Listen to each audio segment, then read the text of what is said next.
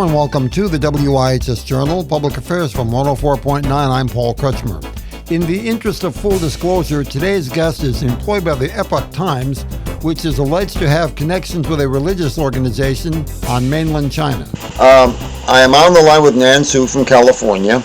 Could you introduce yourself briefly, sir, for listeners so they know who you are? Yes, I'm a senior investigative reporter for the Epoch Times. Epoch Times, it's a newspaper and media that have publications in 36 languages and 36 countries and 21 languages. My focus is on China, especially the Chinese Communist Party and then Chinese Communist regime's government. Could you tell me what you would like listeners to take away from our conversation? What kind of an action point would you be sharing with them just now that you would like to see them take some kind of action or response to? Well, it depends. I'm the China expert. Whatever you want to talk about related to China, I'll be happy to talk about it. Okay. As far as the relationship between the United States and China is right now, what are some of the things that the relationship needs to get over as far as hurdles are concerned in order to be able to function perhaps with less tension and less potential danger? Well, I don't think that we are able to do much because the communist regime right now is the biggest threat to peace and humanity. I usually ask people, you can pick any other regime in the entire history, and you make the comparison between the regime that you pick in any part of the history with today's Chinese Communist Party regime today, you will not find any other regime in the history that will pose more threat to peace and humanity. You're just not able to find it. I challenge everyone, can you find me one? Nobody can. Is that because they are acting so aggressively toward other countries, including those in Southeast Asia? Yeah, of course. China and Russia, they are together. They are moving forward as a kind of a relationship, like a collaboration without limit, by their own words, right? China's Chairman Xi met with Putin on February the 4th last year. That's exactly 20 days before the invasion of Ukraine, and they had a joint statement that China and Russia will move forward with the collaboration without limit, that kind of relationship. That's what's being done. And last year, right now, still going on in the Japan Sea. The region between South Korea and Japan, China and Russia are having joint Navy and Air Force military exercise in the region. And last year, China and North Korea have repeatedly launched the missiles that drop into the exclusive economic zone of Japan, and China and Russia's fighter jet repeatedly joining together fly into the air defense identification zone of South Korea, and China repeatedly, sending its battleships as well as their military airplanes across the midpoint of Taiwan Strait, approaching Taiwan.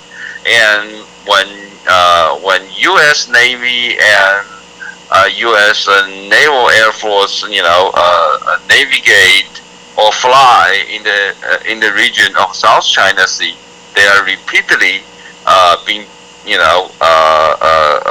seeing the provocative behavior from the Chinese military, Chinese Navy, as well as Chinese military airplanes. So against the United States Navy and Air Force. So what else you need to know?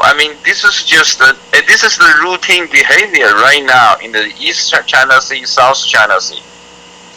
Was the United States under President Nixon and Henry Kissinger delusional about the idea of trying to open connections to China while at the same time having a commercial relationship with the people on Taiwan?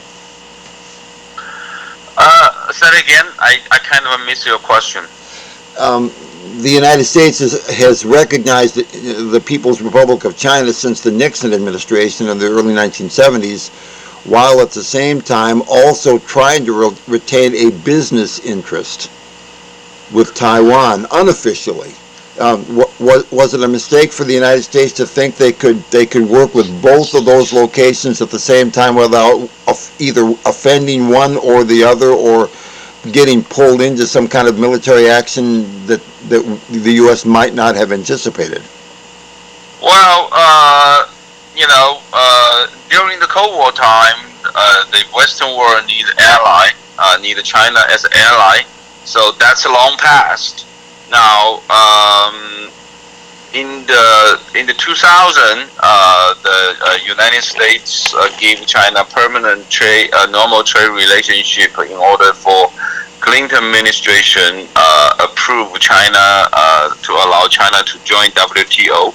Now, the strategy was to make China richer, to lift the poor population in China out of poverty, and when hoping when China have more middle class, then the middle class eventually will push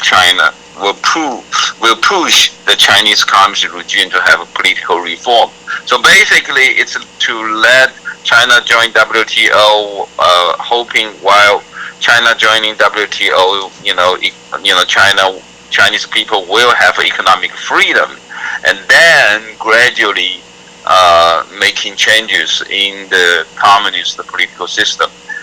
But that was the strategy that the Americans went to China with a goodwill, trying to change the Chinese communist regime's political system in a nice way. But however, those are the time already passed. Now China already became a threat. China after joining WTO in 2001, from 2001 to 2021, China's economy grew tenfold. Tenfold.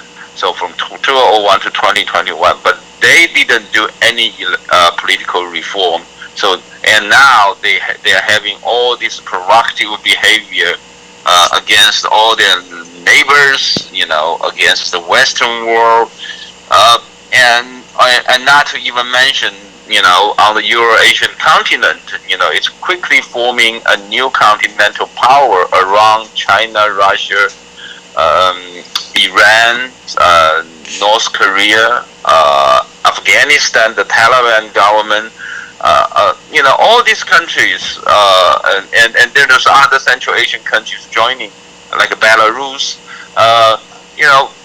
If you look at all these different countries' government, you have like a terrorist group of government, like the Taliban in Afghanistan. You have a religious extremist government in Iran, then you have a Russian regime, and you have communist regimes in China as well as in North Korea. Ask yourself, what do all these different countries with different backgrounds, what do they have in common?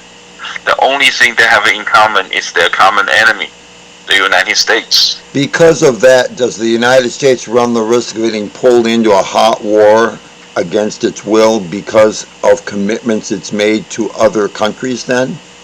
Well, first of all, we have our ally, that's Japan. Think about why China is going after Taiwan. That concludes part one of a two-part series with Nan Su, employed by the Epoch Times, who is alleged to have connections with a religious organization on mainland China. For further information, call us at 860-346-1049, 860-346-1049, or email us, office@wihsradio.org, office@wihsradio.org. Opinions expressed are those of the participants, not necessarily those of the staff or management of this station. I'm Paul Kretschmer on the WIHS Journal, Public Affairs from 104.9 WIHS.